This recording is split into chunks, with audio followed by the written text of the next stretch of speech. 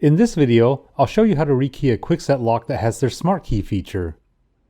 That means I can easily rekey this Kwikset keypad without a locksmith. You can quickly tell if it has the SmartKey feature when you see this tiny slot next to the keyhole.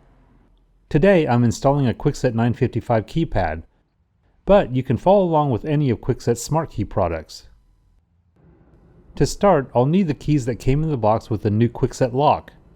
I'll also need the current key to my house, and I'll also need the included SmartKey tool. Now take the keys that came with the new lock.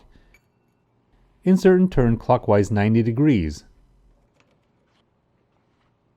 With the key still in, fully insert the SmartKey tool into the tiny slot next to the keyhole. Then remove the key and pull out the SmartKey tool in that order. For the final step, I'll just insert my current house key, turn it all the way to the left, and pull it out. And here's an important note. On Kwikset doorknobs and deadbolts, you'll need to turn the key all the way to the left, even if it means turning it 180 degrees before pulling it out. At this point, I've successfully rekeyed my Kwikset door lock.